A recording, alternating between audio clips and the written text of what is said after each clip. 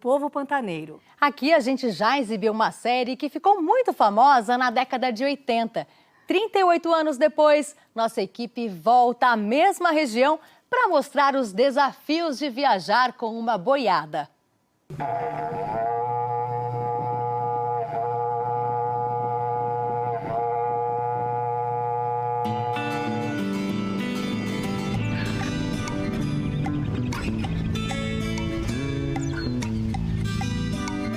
Em Ecolândia, Mato Grosso do Sul.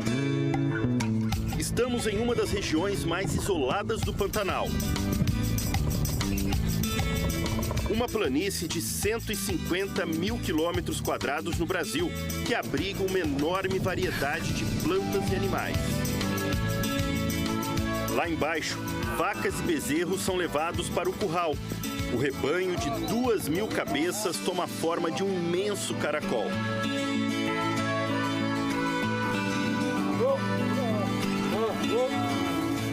Esta é a Fazenda São José.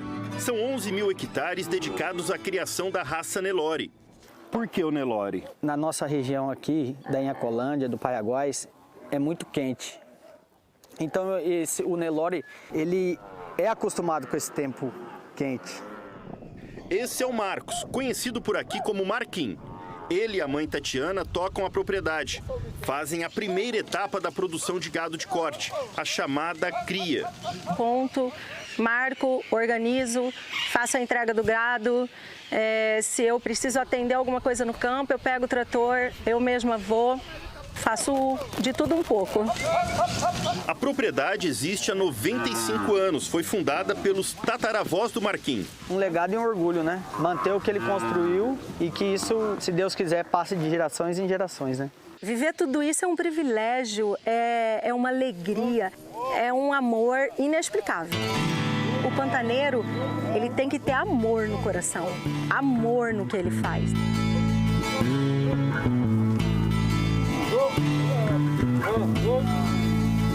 Na sede, a família ainda guarda algumas relíquias, como a singela imagem do santo que dá nome à propriedade, os retratos dos fundadores e essa espécie de manual que detalha mês a mês o que deve ser feito na fazenda.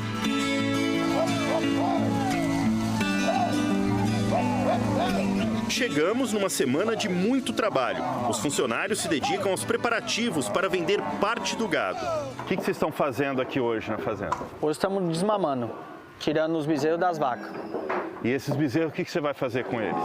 As fêmeas a gente vai guardar e os machos a gente vai pôr para leilão. Levar o gado ao leilão implica deslocar centenas de animais por longas distâncias na planície pantaneira. São as chamadas comitivas de boiadeiros, que já foram retratadas pelo Globo Rural em 1984. Quem conduziu a série foi o repórter Carlos Azevedo. A viagem dessa boiada começa na região de Paiaguás, que fica no norte do Mato Grosso do Sul. Ela vai atravessar toda essa primeira região e vai entrar numa segunda região do Pantanal, a Inhacolândia, e essa etapa da viagem vai demorar uns 15 dias. Só que o gado ainda não sabe viajar. Os boiadeiros vão tocando os bois de leve, com muita paciência. No seco, a boiada só faz um ruído abafado do casco pisando o capim. Mas quando ela entra na água, de longe você fica sabendo. É feito um estrondo de cachoeira, um barulho forte, demorado, que parece que não acaba mais.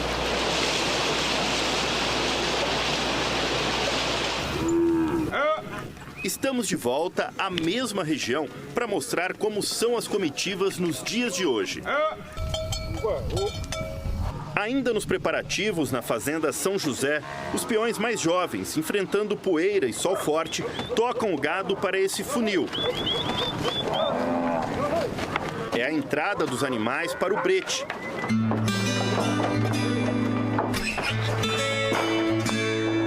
Debaixo de uma cobertura e trabalhando com certo conforto ficam os peões mais experientes. Eles marcam os animais aparando o pelo do rabo. Saiu no rabo da vaca, você corta aí. Porque se você cortar mais lá, corta aí sai o sangue, né? E por que vocês cortam? Ele é pra você saber o qual que passou aqui no brete e o qual que não, né?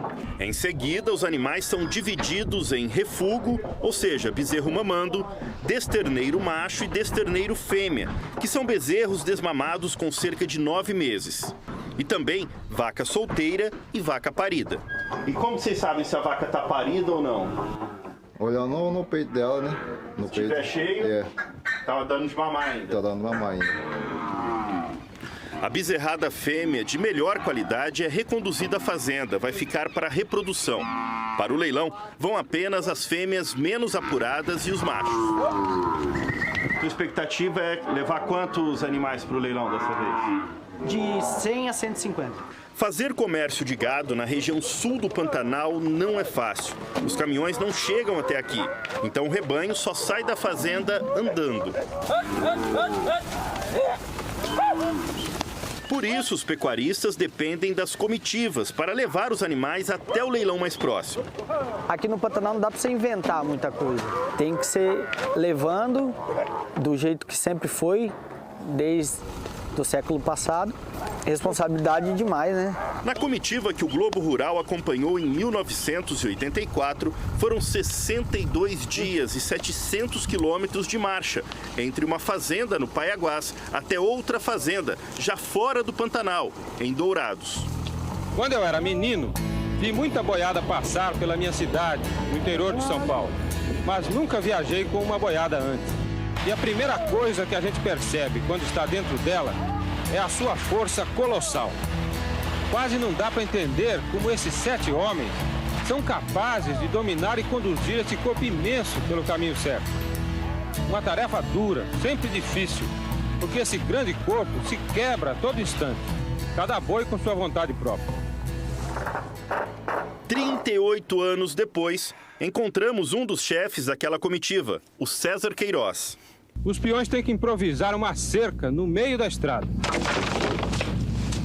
É que aqui na região, por aqui, não tem mangueiro quase, né? Então o boiadeiro tem que pegar e fazer os mangueiros para a boiada poder passar, posar, né? Eu trabalhava de bota, de calção, de bermuda assim, porque quando eu estava viajando no Pantanal, eu tirava a bota fácil e punha na garupa do cavalo. Eu chegava num curicho, um boi ia rodando, eu já pulava do cavalo, já ia nadando de revólver e tudo, eu não queria saber de nada. Quando o César fala em boi rodando, a gente não entende de primeira. Mas é só rever as imagens para ficar bem claro o que ele quer dizer.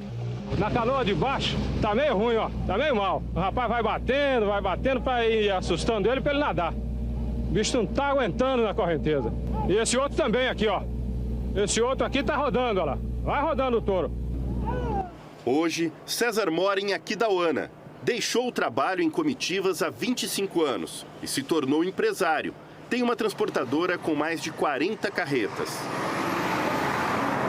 O senhor se adaptou bem do campo para ficar atrás de uma mesa de escritório? Eu não. Eu fico aqui porque a gente tem que ter alguma coisa na vida, desafio. Então eu tenho meu momento aqui e meu momento lá fora. E o campo te traz isso, o convívio. Então você passa a respeitar mais aquele seu funcionário. Você passa a respeitar ele como um ser humano. Que mais o senhor tem saudade daquela época de peão? Era o ritual da organização das coisas, né? Então, você acordava 4 horas da manhã, o fogo feito. Então você tinha seu mate, sua chocolateira, que era uma lata feita para você tomar o chimarrão. Tocava berrante, a boiada levantava.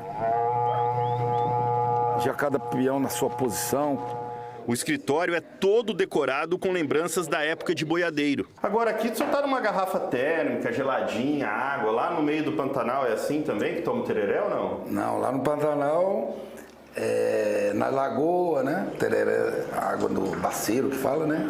É água fria também. Você tem que ter as manhas para tomar um tererezinho frio no Pantanal. Mas é água do rio mesmo? Água dos curichos, do rio. O que o senhor tem aqui? Mostra pra gente. Olha, eu tenho a faixa paraguaia, né?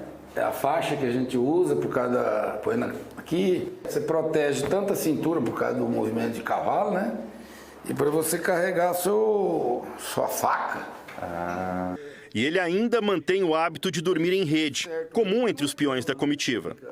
Você, para deitar numa rede para ela ficar acomodada certinha, você tem que chegar nela como se fosse montar num cavalo. Eu abri ela, ó, ela ficou perfeita. Aí você joga os dois pés, ó, direito, aí,